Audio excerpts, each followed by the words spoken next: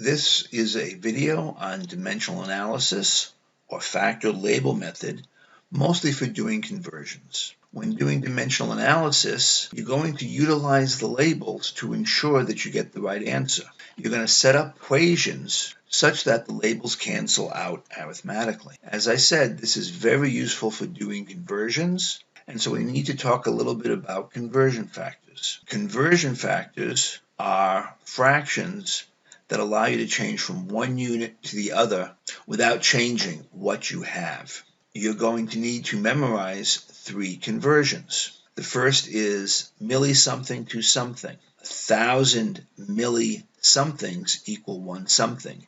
A milli is much smaller. So 1,000 milligrams is 1 gram, 1,000 milliliters is 1 liter, 1,000 milliseconds is 1 second, 1,000 millijoules is 1 joule, 1,000 millimeters is 1 meter, and 1,000 millimoles is 1 moles, as examples. Centi is the next unit, and there are 100 centi things to 1 thing. So 100 centigrams equals 1 gram, 100 centiliters equals 1 liter, 100 centiseconds equals 1 second, 100 centijoules is 1 joule, 100 centimeters is 1 meter, 100 centimoles is 1 mole. The next one is going to kilo. Kilo is bigger than the base unit because there are 1,000 base units in 1 kilo base unit. So 1,000 grams equals 1 kilogram. 1,000 liters is 1 kiloliter. 1,000 seconds is 1 kilosecond. 1,000 joules is 1 kilojoule. 1,000 meters is 1 kilometer. 1,000 moles is 1 kilomole. Don't play the move the decimal game. Do them out.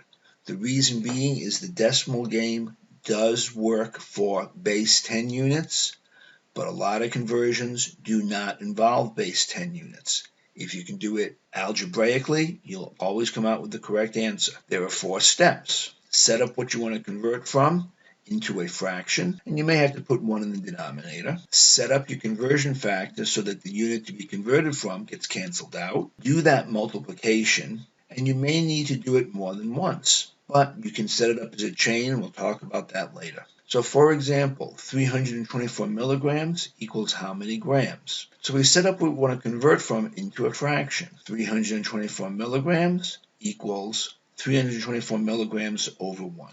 I have a fraction. Set up my conversion factor so the units to be converted from will be canceled out. And here I remember that 1,000 milligrams equals 1 gram. That's my conversion factor. So I put the grams in the numerator, the milligrams in the denominator, and when that happens, the milligrams cancel out. So now I can take that expression and carry out the multiplication. I get 324 grams over 1,000. So when I finish that, I get this 0.324 grams. Repeat is necessary. Well, it's not necessary because here's my milligrams. Here's my grams. I'm done. 324 milligrams equals 0.324 grams. Okay, here's another example. I want to know if I have 2,125 calories, small c, how many kilojoules do I have? Now, here is a non-decimal conversion. 1 calorie is 4.184 joules. So I do my setup. I start by setting up the fraction. So 2,125 calories, I just put that over 1. Set up my conversion factor. This is my conversion factor so that things will be canceled out. So I put joules in the numerator, calories in the denominator. So the calories I see will cancel out. Now I'm going to do my multiplication, and we can easily see that we come up with the answer of 8,891 joules. So we can say 2,125 calories equals 8,891 joules, but read the question, answer the question. It's supposed to be in kilojoules. So now I need to repeat it as necessary, remembering that 1,000 joules equals 1 kilojoule. And so here it is, all set up. I'm into the fraction. There's my conversion.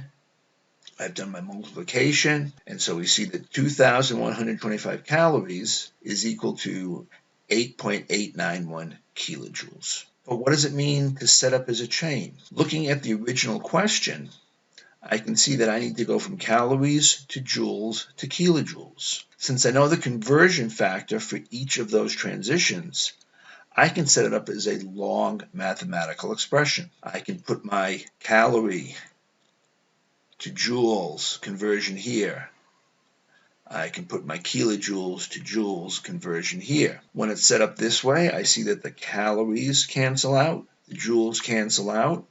I'm left with kilojoules, which is what I'm looking for. And so using that one step or that one chain, I get the same answer as you would expect. So here's one for you. 75 kilometers per hour equals how many centimeters per millisecond? Stop the video, do it out, come back, I'll show you the answer, and then I'll walk you through it.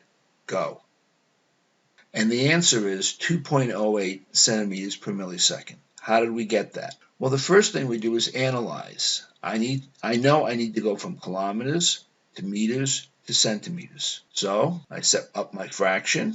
I set up my conversion factor because it's 1,000 meters to a kilometer. And I see that 75 kilometers per hour is 7.50 times 10 to the fourth meters per hour. Now I need to go to centimeters per hour. 100 centimeters in 1 meter, so I set up the equation. My meters cancel out, and I can now say that 75 kilometers per hour is 7.50 million centimeters per hour. So I've got my centimeters done. Now I need to go hours to minutes to seconds to milliseconds. Convert from centimeters per hour to centimeters per minute, 60 minutes per hour, and you get this value. So 75 kilometers per hour is equal to 125,000 centimeters per minute. I'm going to go from minute to second, 60 seconds per minute. Do out the math, you get 2,080 centimeters per second is equal to 75 kilometers per hour.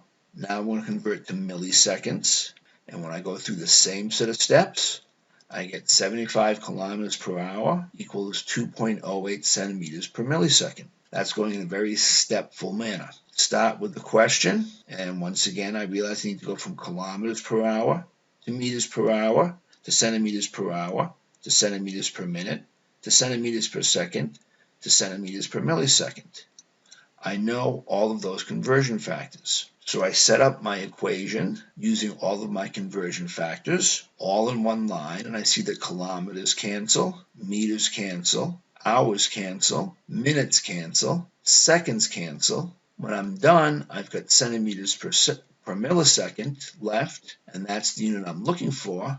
So I must have things set up correctly, and lo and behold, I get 75 kilometers per hour equals 2.08 centimeters per millisecond. The same answer. It doesn't matter which way you do it, as long as you do it correctly. So to review dimensional analysis, labels are your friends. They will, if you work with your labels, if you get a label you're not looking for or a label that looks ridiculous, you set it up incorrectly.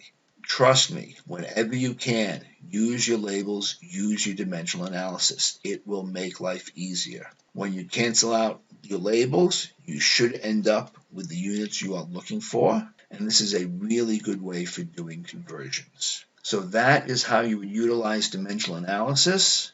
Thank you very much.